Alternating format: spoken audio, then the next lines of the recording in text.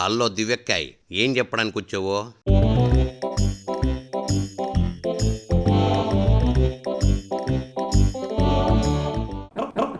తస్సదియా, ఏం చెప్పడానికి వచ్చావంటే నువ్వేంది అట్టా ఆలోచిస్తున్నావో?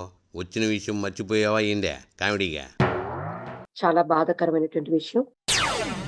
ఏందక్కయ్యో అట్టా బాధాకరమైన విషయం అంటున్నావు?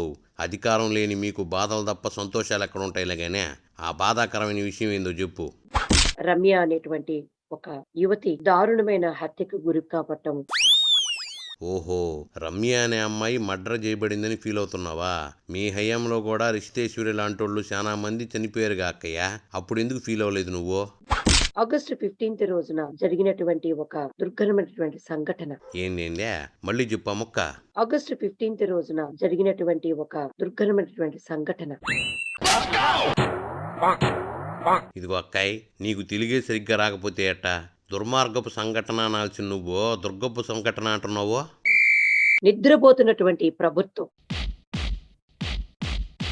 ఏందక్కయ్యో అట్టా ప్రభుత్వం నిద్రపోతుందని చెప్తున్నావు?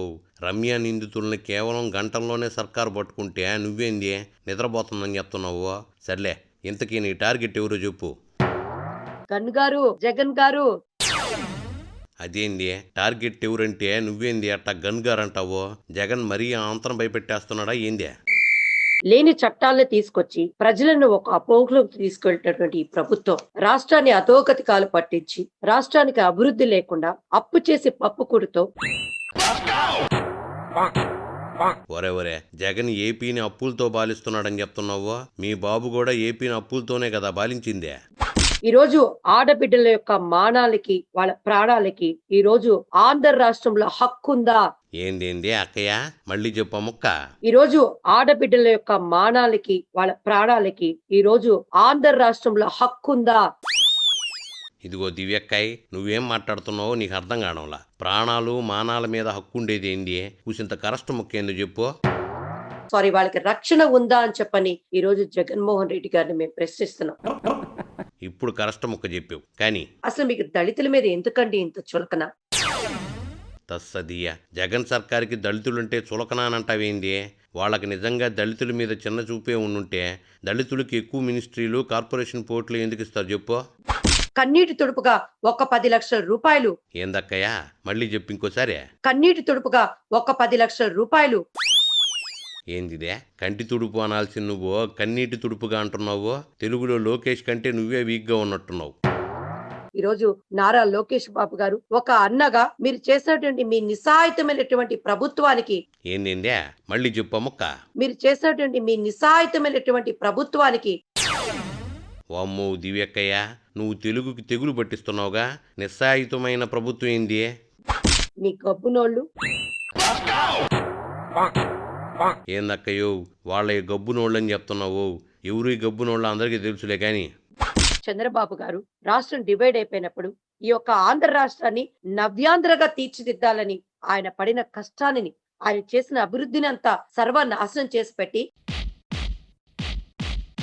ఎట్టెట్టెట్టెట్టెట్ట బాబు ఏపీని అభివృద్ధి చేశాడని చెప్తున్నావు? బాబు ఏపీని నిజంగా అభివృద్ధి చేస్తే మీ పరిస్థితి ఎట్టా ఎందుకుంటుంది చెప్పు? ఈ రోజు మీ ఆడమంత్రులు ఉన్నారే జూదాంధ్రప్రదేశ్ గా మార్చారు.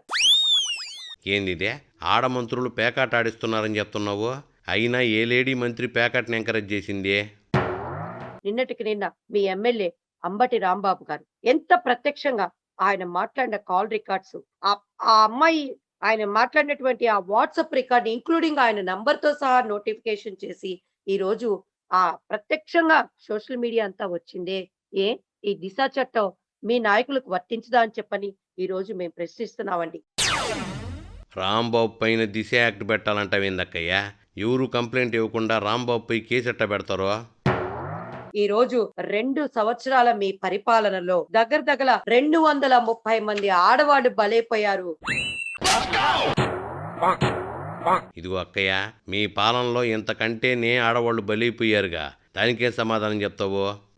ఈ రోజు అటువంటి గబ్బునోర్లు సాటి ఆడదానికి, సాటి ఆడవాళ్ళకి జరుగుతున్నటువంటి ఈ యొక్క అన్యాయాల మీద ప్రశ్నించడానికి రాకుండా. ఓహో, రమ్య ఘటనపై అధికార పార్టీ వాళ్ళు మాట్లాడలేదని ఫీల్ అవుతున్నావా? అప్పట్లో వనజాక్షి ఇష్యూ అప్పుడు కూడా మీరు ఎవరు మాట్లాడలేదు కదా.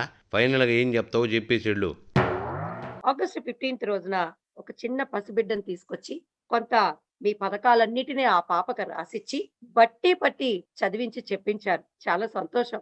మా పాప కూడా ఆ ఫ్లోలో మద్యపాన నిషేధం చేసేశారు మా జగన్ మామయ్య అని చెప్పని ఆ ఫ్లోలో చెప్పేస్తే ముసిముసి నవ్వులు నవ్వుకోవటానికి అసలు మీకు మనసు ఎలా వచ్చిందండి అని నేను అడుగుతున్నాను.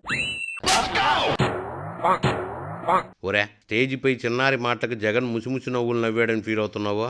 ఇప్పుడు నీకు వీడియో చూపిస్తా చూడు. సుదూర ప్రాంతాలకు వెళ్లే ఎక్స్ప్రెస్ రైళ్లను సైతం కుప్పం ఆపిస్తూ ప్రజల సౌకర్యం కోసం ఔటర్ రింగ్ రోడ్స్, గ్రామ గ్రామానికి తార్ రోడ్, వీధి వీధికి సిమెంట్ రోడ్, పోలు పోలికి ఎల్ఈడి లైట్స్ ఏర్పాటు చేసిన ప్రభుత్వం శ్రీ నారా చంద్రబాబు నాయుడు గారి ప్రభుత్వం. కుప్పంలోని ప్రజలకు ఎల్లప్పుడూ భగవంతుని ఆశీర్వాదాలుండాలని బేటరాయ స్వామి కొండ, మల్లప్ప కొండ, కంగుంది కోట, గుడివంకలను అభివృద్ధి చేస్తూ ఘనంగా శ్రీ తిరుపతి గంగమ్మ జాతరను నిర్వహించడమే కాకుండా తిరుమల శ్రీ వెంకటేశ్వర స్వామి వారి కళ్యాణాన్ని మన బేటరాయ స్వామి కొండ మీద అంగరంగ వైభోగంగా నిర్వహించడానికి సహాయ సహకారాలు అందించిన ప్రభుత్వం శ్రీ నారా చంద్రబాబు నాయుడు ప్రభుత్వం. ఇందుగలదు అందు లేదని సందేహం పోలదు. ఎందెందు వెదికిన అందందు చంద్రన్న పథకాలే గలవు. ఈ అవకాశం ఇచ్చిన పెద్దలందరికీ నా ధన్యవాదాలు. జై నవ్యాంధ్రప్రదేశ్, జై జై నవ్యాంధ్రప్రదేశ్, జై హింద్. కిషోర్ ఎలా మాట్లాడుతున్నాడో తెలుసా మీకు? ఇలా మీ చేత విజిల్స్ వేయించి చప్పట్లు కొట్టించాడంటే చూసావా అక్కయ్య, అప్పట్లో బాబు కూడా చిన్నారి డబ్బాకి ముసిముసి నవ్వులు నవ్వడమే కాకుండా ఏదో ఒక అవార్డు కూడా ఇచ్చాడంట. చెప్పిన దొరుకు జాలిగానే ఇంకెళ్ళక్క.